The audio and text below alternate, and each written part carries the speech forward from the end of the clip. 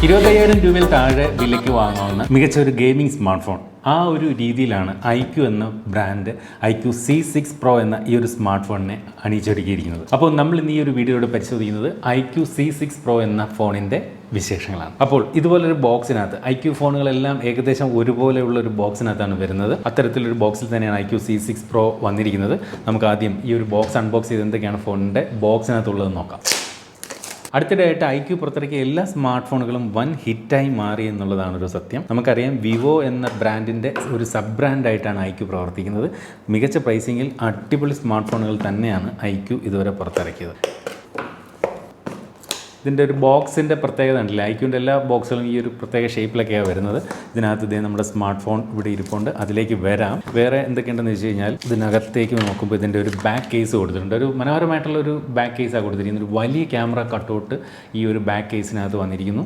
അതുപോലെ ഒരു user manual warranty card information കൊടുത്തിട്ടുണ്ട്. ചാർജിങ്ങിനായിട്ട് 66 വാട്ടിൻ്റെ ഒരു ഫ്ലാഷ് ചാർജറാണ് ഇതിനകത്ത് നൽകിയിരിക്കുന്നത്. അപ്പോൾ നമ്മൾ ഈ ഒരു ചാർജർ ഇവിടെ ഇങ്ങനെ സൂക്ഷിച്ച് നമ്മൾ നോക്കിക്കഴിഞ്ഞാൽ നമുക്ക് ഇതിനകത്ത് കാണാൻ സാധിക്കും വിവോ എന്ന് എഴുതിയിട്ടുണ്ടല്ലേ, വിവോയുടെ ചാർജറാണ് നൽകിയിരിക്കുന്നത്. അപ്പോൾ iQOOൻ്റെ മെയിൻ ബ്രാൻഡാണ് വിവോ.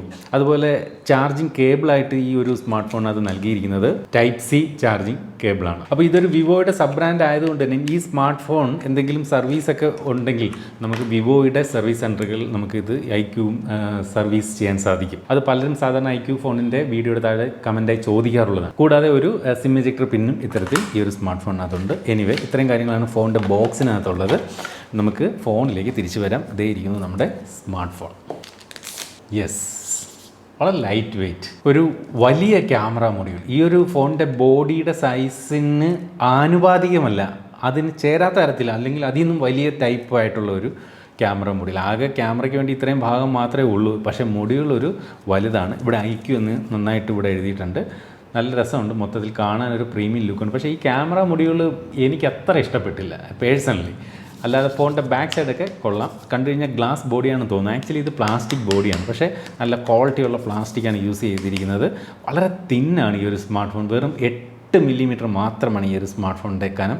അതുപോലെ ലൈറ്റ് വെയ്റ്റുമാണ്. 187 ഗ്രാം ഭാരം മാത്രമേ ഉള്ളൂ. വളരെ ലൈറ്റ് വെയ്റ്റ്. ഇവിടെ ഇത്തരത്തിൽ നമുക്ക് LED ഫ്ലാഷ് ലൈറ്റും ഈ ഒരു സ്മാർട്ട് ഫോണിനകത്ത് കൊടുത്തിരിക്കുന്നതായിട്ട് കാണാം. ഫോൺ ഇതുപോലെ ഓൺ ചെയ്യുമ്പോൾ iQOO 5G എന്നും പവർഡ് ബൈ ആൻഡ്രോയിഡ് എന്നും എഴുതി കാണിക്കുന്നു. ഈ ഒരു സ്മാർട്ട് ഫോണിനകത്ത് ഫിംഗർ പ്രിൻറ്റ് ഇത്തരത്തിൽ ഇൻ ഡിസ്പ്ലേയിലാണ് നൽകിയിരിക്കുന്നത്. കാരണം ഈ ഒരു സ്മാർട്ട് ഫോണിൻ്റെ ഡിസ്പ്ലേ എന്ന് പറയുന്നത് AMOLED ഡിസ്പ്ലേ ആണ്. അതുകൊണ്ട് തന്നെയാണ് ഈ ഒരു ഫോണിൻ്റെ ഡിസ്പ്ലേയിൽ ഇത്തരത്തിൽ ഫിംഗർ പ്രിൻറ്റ് നൽകാൻ സാധിക്കുന്നത്. മാത്രമല്ല ഈ ഒരു ഫിംഗർ പ്രിൻറ്റ് പൊസിഷൻ ഇത്തിരി ഒരു ഓഡ് പൊസിഷനാണ്. കുറച്ചിങ്ങനെ താഴെ വന്നിരിക്കുന്നത്. കുറച്ചുകൂടി ഈ ഒരു ഭാഗത്തായിരുന്നെങ്കിൽ നമുക്ക് ആ ഒരു ഫിംഗർ പ്രിൻറ്റ് യൂസ് ചെയ്യാൻ കുറച്ചുകൂടി എളുപ്പമായേനെ. എന്നിരുന്നാലും നല്ലൊരു റെസ്പോൺസ് ഈ ഒരു ഫിംഗർ പ്രിൻറ്റ് നമ്മൾ ഇത്തരത്തിൽ എൻറോൾ ചെയ്യുമ്പോൾ തന്നെ നൽകുന്നതായിട്ട് അറിയാൻ സാധിക്കുന്നുണ്ട്. ഫോണിൻ്റെ ഡിസ്പ്ലേയെക്കുറിച്ച് പറഞ്ഞാൽ 6.44 ഇഞ്ചിൻ്റെ AMOLED ഡിസ്പ്ലേ ആണ് ഈ ഒരു സ്മാർട്ട് ഫോണിനകത്ത് നൽകിയിരിക്കുന്നത്. മാത്രമല്ല ഇത്തരത്തിൽ 90 ഹെഡ്സിൻ്റെ മാക്സിമം റിഫ്രഷ് റേറ്റ് ഈ ഒരു സ്മാർട്ട് ഫോണിനകത്ത് നൽകിയിട്ടുമുണ്ട്. കൂടാതെ 180 ഹെഡ്സിൻ്റെ ടച്ച് സാമ്പിളിംഗ് റേറ്റും ഈ ഒരു സ്മാർട്ട് ഫോണിൻ്റെ ഡിസ്പ്ലേക്ക് നൽകിയിട്ടുണ്ട്. അപ്പോൾ ഗെയിം കളിക്കുമ്പോൾ ഒരു മനോഹരമായിട്ടുള്ള ഒരു റിഫ്രഷ് റേറ്റ് അല്ലെങ്കിൽ മനോഹരമായിട്ടുള്ള ഒരു റെസ്പോൺസ് നമുക്ക് ഈ ഒരു സ്മാർട്ട് ഫോണിൻ്റെ ഡിസ്പ്ലേയിൽ നിന്ന് തിരിച്ചറിയാൻ സാധിക്കും. അതുപോലെ 240x1080 ആണ് ഈ ഒരു സ്ക്രീനിൻ്റെ റെസൊല്യൂഷൻ എന്ന് പറയുന്നത്. അതുപോലെ ഇതിൻ്റെ ഒരു ബ്രൈറ്റ്നസ് ലെവൽ നോക്കിക്കഴിഞ്ഞാൽ 1300 നിറ്റ്സ് ബ്രൈറ്റ്നസ് ആണ്. കണ്ടില്ലേ, ഇത്രയും ബ്രൈറ്റ്നസ് ഇതിനുണ്ട്. അപ്പോൾ ഔട്ട്ഡോർ വിസിബിലിറ്റിക്കൊന്നും യാതൊരു വിഷയവും ഇതിൻ്റെ ബ്രൈറ്റ്നസ് വരുത്തത്തില്ല. മാത്രമല്ല ഒരു ഫ്ലാഗ്ഷിപ്പ് ലെവൽ ഫോണുകളാണ് സാധാരണ 1000-ലധികം ബ്രൈറ്റ്നസ് കണ്ടുവരുന്നത്. ഇവിടെ 1300 നിറ്റ്സ് ബ്രൈറ്റ്നസ് ആണ്. ഞാൻ ഷൂട്ടിങ്ങിൻ്റെ ആവശ്യമായിട്ട് ഇത് ഏകദേശം ഒരു 25% പോലും ബ്രൈറ്റ് വെച്ചിട്ടില്ല. അത്രയും കുറച്ച് വെച്ചിട്ട് പോലും നല്ല ബ്രൈറ്റ് ആയിട്ടുള്ളൊരു ഡിസ്പ്ലേ തന്നെയാണ് ഈ ഒരു സ്മാർട്ട് ഫോണിൻ്റേത്. ഈ ഒരു ഫോണിൻ്റെ ഡിസ്പ്ലേയിൽ എനിക്ക് ഇഷ്ടപ്പെടാതെ പോകുന്നത് ഈ ഒരു കാര്യമാണ്. സ്മാർട്ട് ഫോണുകൾ എന്താണെന്ന് അറിയില്ല, ബാക്കി എല്ലാ കാര്യങ്ങളും ഒരു 99.9% കാര്യങ്ങളും ഓക്കെ ആക്കിയിട്ട് ചില കാര്യങ്ങൾ കൊണ്ടുവന്ന് ഇല്ല പ്രശ്നങ്ങൾ ഉണ്ടാക്കി വയ്ക്കും. എന്ന് പറഞ്ഞ പോലെ ഇതിനകത്ത് വാട്ടർ ഡ്രോപ്പ് നോച്ച് കൊടുത്തിരിക്കുന്നു. അത് ഒഴിവാക്കി പഞ്ച് ഹോൾ ക്യാമറ ആയിരുന്നെങ്കിൽ ഈ ഒരു സ്മാർട്ട് ഫോൺ വേറെ ലെവലായേനെ. എന്ന് വെച്ചാൽ ഇപ്പോൾ ഈ ഒരു ഫോൺ കൊള്ളില്ല എന്നർത്ഥമില്ല. ഗെയിമൊക്കെ കളിക്കുമ്പോൾ സത്യം പറഞ്ഞാൽ ഇവിടെ കൈ മറിഞ്ഞിരുന്ന് നമ്മളിങ്ങനെ ഇരുന്നല്ലേ ഗെയിം കളിക്കുന്നത്. അപ്പോൾ അത്തരക്കാർക്ക് അതൊരു വാട്ടർ ഡ്രോപ്പ് നോച്ചാണെന്ന് അറിയില്ല. പക്ഷേ എന്നിരുന്നാലും ഡിസ്പ്ലേയിലേക്ക് നോക്കുമ്പോൾ ഈ ഒരു സ്മാർട്ട് ഫോണിൻ്റെ ആ ഒരു വാട്ടർ ഡ്രോപ്പ് നോച്ച് നോക്കി സാധാരണ ആ ഒരു കർവിന് വലുപ്പം കൂടുതലുണ്ട് എന്ന് പോലും തോന്നുന്നുണ്ട്. അത് ഒഴിവാക്കാമായിരുന്നു എന്ന് എനിക്ക് തോന്നി. മാത്രമല്ല ഈ ഒരു സ്മാർട്ട് ഫോണിന് HDR10+ൻ്റെ സപ്പോർട്ട് നൽകിയിട്ടുണ്ട്. അതുകൊണ്ട് തന്നെ യൂട്യൂബിൽ നിന്നൊക്കെ നമുക്ക് HDR കണ്ടന്റുകൾ ഈ ഒരു സ്മാർട്ട് ഫോണിൽ ആസ്വദിക്കാൻ സാധിക്കും. ഈ ഒരു ഫോണിൻ്റെ യൂസർ ഇൻ്റർഫേസ് നോക്കിക്കഴിഞ്ഞാൽ നമ്മൾ കൃത്യം വിവോ ഫോണുകളിലൊക്കെ കണ്ട അതേ ടൈപ്പായിട്ടുള്ള ഒരു യൂസർ ഇൻ്റർഫേസ് തന്നെയാണ് നമുക്ക് ഈ ഒരു സ്മാർട്ട് ഫോണിനകത്ത് കാണാൻ സാധിക്കുക. ആൻഡ്രോയിഡിൻ്റെ ലേറ്റസ്റ്റ് വെർഷൻ ആൻഡ്രോയിഡ് 12 12-ലാണ് ഈ ഒരു സ്മാർട്ട് ഫോൺ പ്രവർത്തിക്കുന്നത്. കൂടാതെ വിവോയുടെയും ഐക്യൂൻ്റെയൊക്കെ യൂസർ ഇൻ്റർഫേസ് ആയിട്ടുള്ള ഫൺ ടച്ച് OS 12 ആണ് ഈ ഒരു സ്മാർട്ട് ഫോണിനകത്ത് നൽകിയിരിക്കുന്നത്. ഇതിനകത്ത് ഇൻസ്റ്റാൾഡ് ആയിട്ട് വരുന്ന ആപ്ലിക്കേഷനുകളെ കുറിച്ച് നോക്കിക്കഴിഞ്ഞാൽ ഒരുപാട് ബ്ലോട്ട്വെയർസ് ഉണ്ട്. അത് വിവോയുടെ ഫ്ലാഗ്ഷിപ്പ് ഫോണിൽ പോലും ഈ ബ്ലോട്ട്വെയർസുകൾ കാണാറുണ്ട്. ഇപ്പോൾ ഉദാഹരണത്തിന് ഇവിടെ സ്പോട്ടിഫൈ, അതുപോലെ share chat, Moj, MS, Takatak, Josh എന്ന് വേണ്ട കുറേ bloatwares, even Byju's learning app, Amazon എല്ലാം ഇതിനകത്ത് ഇൻസ്റ്റാൾ ആയിട്ട് വരുന്നുണ്ട്. എന്നാൽ അത്തരം ആപ്ലിക്കേഷനുകൾ നമുക്ക് വേണമെങ്കിൽ ഇതുപോലെ ലോങ് പ്രസ് ചെയ്ത് അൺഇൻസ്റ്റാൾ ചെയ്ത് കളയാൻ സാധിക്കും എന്നുള്ളതൊരു വലിയ കാര്യം. പക്ഷേ എന്തിനാണോ ഇത്രയും ബ്ലോട്ട്വെയർസുകൾ ഈ ഇത്തരം സ്മാർട്ട് ഫോണിൽ കുത്തി നിറച്ച് വരുന്നതെന്ന് അറിയില്ല. അതുപോലെ തന്നെ ഈ ഒരു സ്മാർട്ട് ഫോണിനകത്ത് ബ്ലൂടൂത്ത് വെർഷൻ 5.2 ആണ് നൽകിയിരിക്കുന്നത്. ഡുവൽ ബാൻഡ് വൈഫൈയുടെ സപ്പോർട്ടുണ്ട്. ഇതൊരു 5G സ്മാർട്ട് ഫോണാണ്. 7 വ്യത്യസ്തങ്ങളായിട്ടുള്ള 5G ബാൻഡുകളുടെ സപ്പോർട്ട് ഈ ഒരു സ്മാർട്ട് ഫോണിനകത്തുണ്ട്. വൈഫൈ കോളിംഗ് സപ്പോർട്ട് ഈ ഒരു സ്മാർട്ട് ഫോണിൽ നൽകിയിട്ടുണ്ട്. മാത്രമല്ല വൈഡ് വൈൻ L1 സപ്പോർട്ടും ഈ ഒരു സ്മാർട്ട് ഫോണിൽ നൽകിയിട്ടുണ്ട്.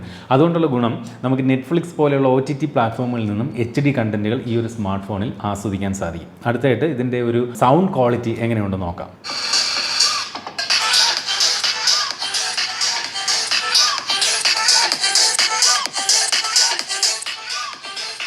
മോണോ സ്പീക്കറാണ്. ഈ പ്രൈസ് റേഞ്ചിൽ വരുന്ന ഫോണുകളിൽ സ്റ്റീരിയോ സ്പീക്കറുകൾ വരുന്ന സ്മാർട്ട് ഫോണുകളുണ്ട്. പക്ഷേ ഇതിൻ്റെ ആ ഒരു മോണോ സ്പീക്കറിൽ നിന്ന് വരുന്ന ആ ഒരു സൗണ്ട് ഭയങ്കര ലൗഡാണ്, നല്ല ലൗഡാണ്.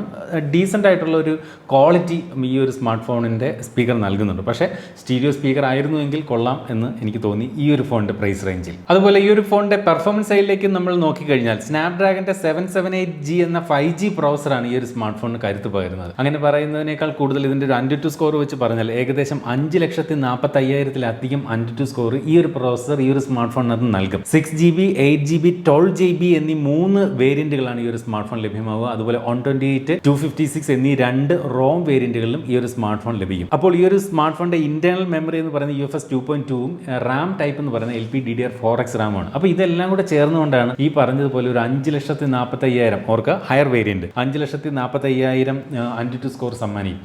അപ്പോൾ 5,45,000 AnTuTu സ്കോർ എന്ന് പറയുന്നത് ഇന്നുവരെ ഇറങ്ങിയിട്ടുള്ളതിൽ വെച്ച് ഏത് ഹയർ സ്മാർട്ട് ഫോൺ എടുത്താൽ പോലും അതിൻ്റെ ഏറ്റവും മാക്സിമം ഹയർ സ്കോർ എന്ന് പറയുന്നത് AnTuTu സ്കോറിൽ 1 മില്യൺ ആണ്, അതായത് 10 ലക്ഷമാണ്.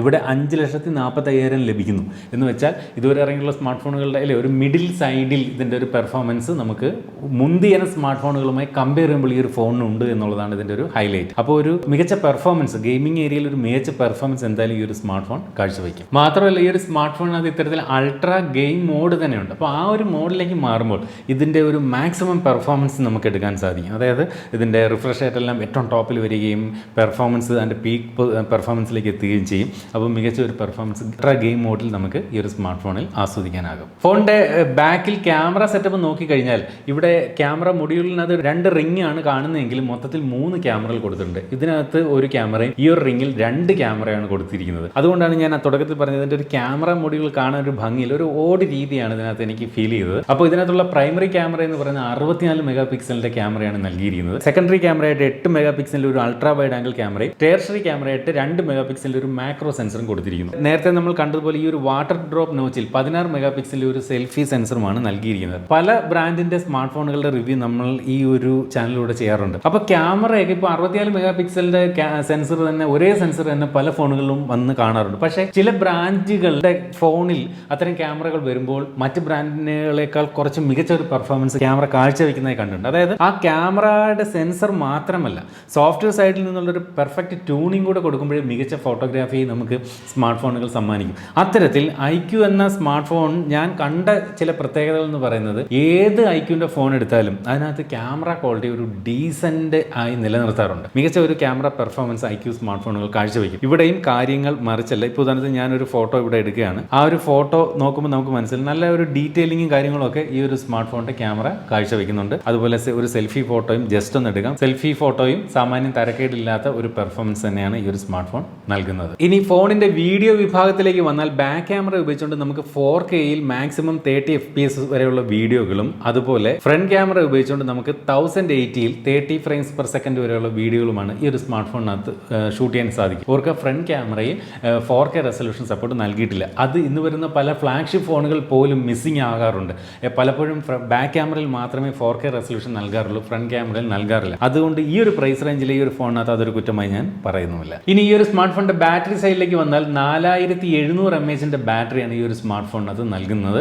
അതുപോലെ അത് ചാർജ് ചെയ്യാനായിട്ട് നമ്മൾ ആദ്യം കണ്ടതുപോലെ 66 വാട്ടിന്റെ ഫാസ്റ്റ് ചാർജറും നൽകിയിട്ടുണ്ട്. അപ്പോൾ ഒരു 5000 mAh എങ്കിലും കൊടുക്കാമായിരുന്നു എന്ന് എനിക്ക് തോന്നി. കാരണം 4700 mAh ഉള്ളൂ. iQOOന്റെ മുൻകാല സ്മാർട്ട് ഫോണുകളൊക്കെ ഞാൻ ഒരു ഡെയിലി ഡ്രൈവറായിട്ട് ഞാൻ യൂസ് ചെയ്തിട്ടുണ്ട്. പലപ്പോഴും മറ്റ് ഒരു 5000 mAh സ്മാർട്ട് ഫോണുകൾ നൽകുന്ന അത്രയും ഒരു ബാറ്ററി ബാക്ക് പലപ്പോഴും iQOO ഫോൺ ലഭിച്ചിട്ടില്ല. ഒരു വൈകുന്നേരം അല്ലെങ്കിൽ ഒരു 7-8 മണിയോടുകൂടി ഫുൾ ബാറ്ററി ഡ്രെയിൻ ഔട്ട് ആയി പോകുന്ന സിറ്റുവേഷൻ എനിക്ക് iQOOന്റെ മറ്റ് പല ഫോണുകളും സമ്മാനിച്ചിട്ടുണ്ട്. അപ്പോൾ ഒരു 5000 mAh അതുകൊണ്ട് തന്നെയും കൊടുക്കാമായിരുന്നു എന്ന് തോന്നി. പക്ഷേ 66 വാട്ടിന്റെ ഫാസ്റ്റ് ചാർജർ നൽകിയിരിക്കുന്നത് കൊണ്ട് തന്നെയും കയ്യിൽ ചാർജർ ഉണ്ടെങ്കിൽ വളരെ ഫാസ്റ്റ് ആയിട്ട് ഈ ഒരു സ്മാർട്ട് ഫോൺ നമുക്ക് ഫുൾ ചാർജിങ്ങിലേക്ക് എത്തിക്കാൻ സാധിക്കും. പക്ഷേ എപ്പോഴും നമ്മൾ ചാർജർ കയ്യിൽ കൊണ്ട് നടക്കാറുള്ളൂ. ഇപ്പോൾ യാത്രയൊക്കെ പോകുന്നവരാണെങ്കിൽ ഈ ഒരു 4700 mAh എന്ന് പറയുന്നത് ചിലപ്പോൾ വീട്ടിൽ എത്തിച്ചേരുന്നതിന് മുമ്പ് ഒരു പക്ഷേ ബാറ്ററി ഡ്രെയിൻ ആകാനുള്ള സാധ്യത തള്ളിക്കളയാനാവില്ല. അതുപോലെ ഈ ഒരു സ്മാർട്ട് ഫോണിനകത്ത് USB Type-C ചാർജിംഗ് പോർട്ട് തന്നെ നൽകിയിരിക്കുന്നു. 2 വ്യത്യസ്തങ്ങളായിട്ടുള്ള നിറങ്ങളിലാണ് ഈ ഒരു സ്മാർട്ട് ഫോൺ ലഭ്യമാവുക. ലീജിയൻ സ്കൈ, ഫാൻറ്റം ഡസ്ക് എന്നീ 2 നിറങ്ങളിലാണ് ഫോൺ വരുന്നത്. അതിൽ നമ്മൾ ഇവിടെ ഇന്ന് ഈ പരിശോധിച്ച കളർ വേരിയന്റ് എന്ന് പറയുന്നത്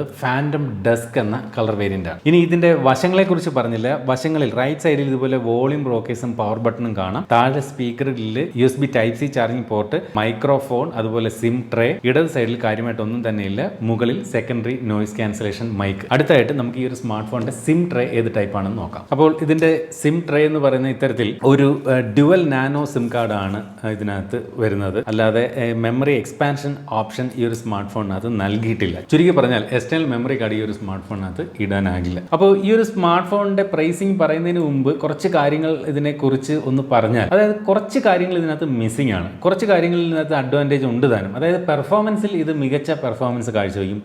അതിനകത്ത് തർക്കമില്ല.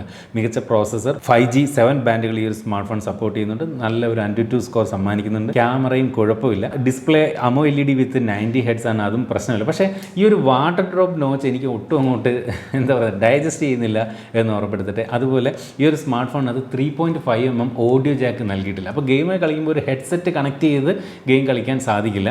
എന്നാൽ ഇന്ന് പലരും ബ്ലൂടൂത്ത് ഹെഡ്സെറ്റുകളാണ് ഉപയോഗിക്കുന്നത്. അവർക്ക് ഒരു വലിയ പ്രശ്നം അത് സൃഷ്ടിക്കത്തുമില്ല. അതുപോലെ ഈ ഒരു സ്മാർട്ട് ഫോണിനകത്ത് മെമ്മറി കാർഡ് എക്സ്പാൻഡ് ചെയ്യാൻ സാധിക്കില്ല എന്നുള്ളതും ഓർത്തുകൊണ്ട് വേണം ഈ ഒരു സ്മാർട്ട് ഫോൺ വാങ്ങാൻ. ഡിസൈൻ വൈസ് ഒക്കെ കൊള്ളാം, കുഴപ്പമില്ല. വളരെ ലൈറ്റ് വെയിറ്റും കയ്യിൽ ഹാൻഡിൽ ചെയ്യാനൊക്കെ ഓക്കെയാണ്. മറ്റ് പ്രശ്നങ്ങളൊന്നും ഇല്ല. അടുത്തായിട്ട് ഈ ഒരു സ്മാർട്ട് ഫോണിന്റെ പ്രൈസിംഗ് ആണ്. 6GB 128ന്റെ വില എന്ന് പറയുന്നത് 23,999 രൂപയും അതുപോലെ 8GB 128GB വില എന്ന് പറയുന്നത് 24,999 രൂപയാണ്. അതിന്റെ ഹയർ വേരിയന്റ് ആയിട്ടുള്ള 12GB